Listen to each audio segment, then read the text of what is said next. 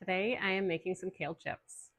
Kale chips are a great way to enjoy kale, and they're pretty simple. So I have a fresh head of kale here, and I have just rinsed it under water, given it a good wash, and then you want to dry it as much as you can. If there's too much water on it, it'll end up steaming, and that won't help it get crispy. And so either use a salad spinner or use some paper towels here to get your kale as dry as possible.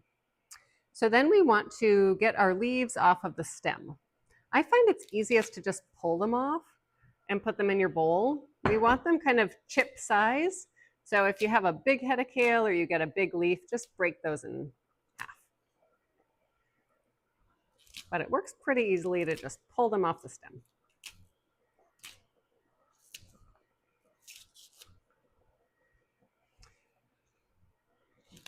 And usually one head of kale will fill a baking sheet. Sometimes it fills more than a baking sheet. We do want it to be in a single layer to, again, get crispy. Sometimes I try to cheat and pack them in there and then always regret it after because anyone who has an extra layer on top of it's not going to get crispy.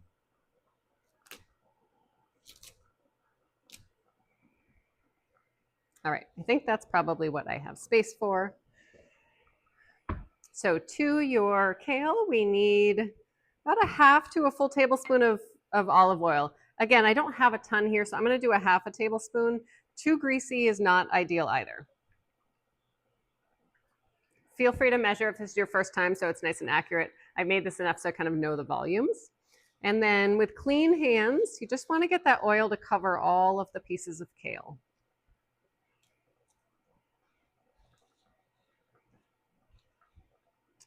And then we need some basic seasoning. So I find that about 1/8 of a teaspoon of salt is plenty of salt on here.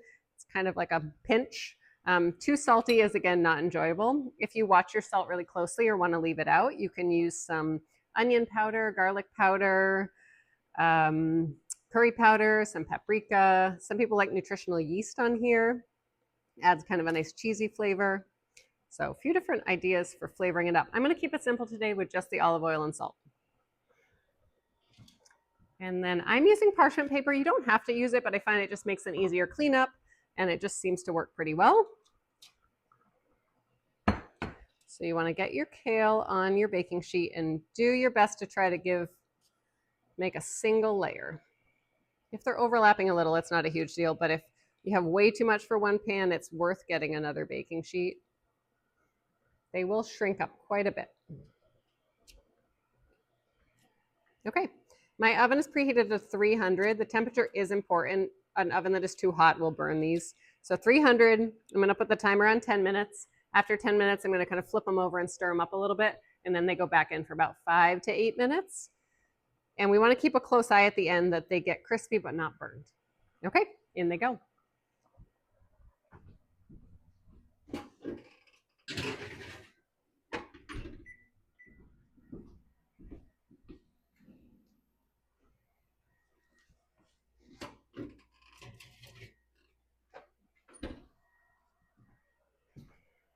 So my kale chips have been in for 10 minutes, and you'll see they've already kind of condensed down a bit, but they're still fairly soft. The edges are getting a little crisp. So just take your spatula and kind of move them around. I don't know, sometimes I flip them over, but I really think you just want to kind of give them a little space. The ones that, if they've been kind of touching another one, you know, it kind of breaks them up a little bit. So move them around a little bit, and then these will go in. I'm going to start with 8 minutes and keep a close eye on them, and then they should be done. So I pulled about half of my kale chips off because I checked them just after 4 minutes. So 14 minutes total. And some of them around the edges were starting to brown. So I pulled half of them off. There's a couple that were a little soft, and I wanted to give those another 2 minutes. So you might have to do that as well. Again, keep a close eye on them, especially the first time you make them so you don't have them burn. So let me get the rest of the tray.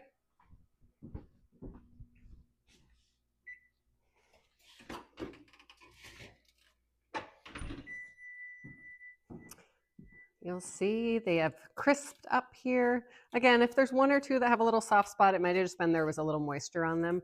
But for the most part, they are nice and crispy. Be careful taking them off. The chips themselves really aren't hot, but your pan obviously is quite hot.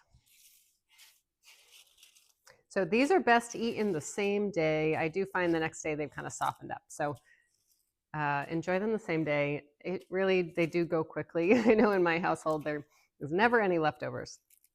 So we just put them in a dish and leave them out, and they're usually gobbled up.